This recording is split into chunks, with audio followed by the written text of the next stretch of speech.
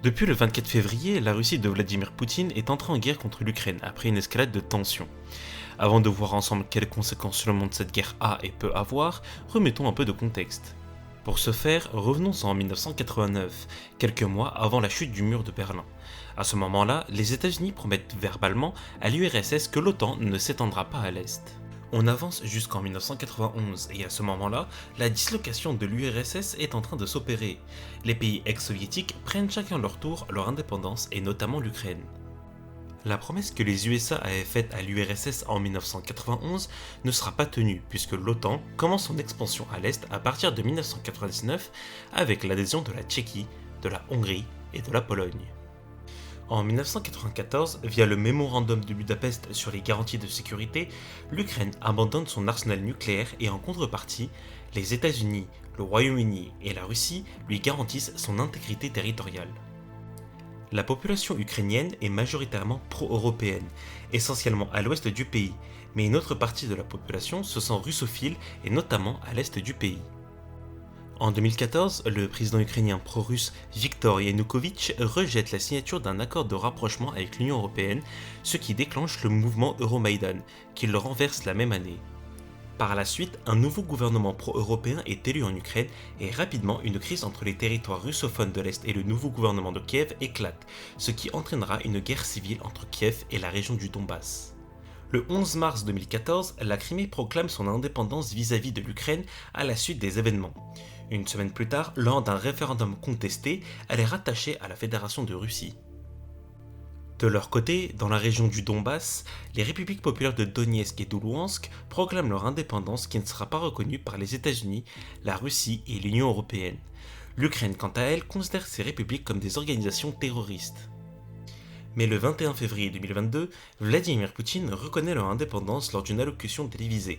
Et le 24 février, le président russe lance une opération militaire en Ukraine, qui est alors dirigée par Volodymyr Zelensky, visant à démilitariser et dénazifier le pays selon ses dires. Bref, on ferme cette longue parenthèse et on revient à l'invasion russe en Ukraine où elle est encore en cours à l'heure où j'écris cette vidéo, le 27 février 2022. Bon, on va essayer de voir ensemble les conséquences au niveau mondial de cette guerre. Le premier impact qui a été relevé, c'est le prix du baril du pétrole qui est passé à 100 dollars au moment où la guerre a commencé. En réponse à l'offensive russe, les États-Unis et l'Union européenne ont préparé une série de sanctions qui visent les dirigeants russes et des sanctions sur l'énergie en provenance de Russie. Mais pour cette dernière, l'Allemagne s'y est opposée car elle dépend à 66% du gaz naturel russe. Et voilà la deuxième conséquence. Le gaz. En effet, 40% de l'approvisionnement du gaz de l'Union européenne vient de la Russie. Des sanctions dans ce domaine impactera l'Allemagne, mais aussi d'autres pays comme la Lettonie et la Tchéquie qui dépendent à 100% du gaz russe, la Finlande à 97,6%, etc. La France, quant à elle, est moins impactée par ces sanctions, car son approvisionnement est plus diversifié. En effet, elle se fournit principalement auprès de la Norvège avec 36% en 2020, vient ensuite la Russie avec 17% et l'Algérie avec 8%.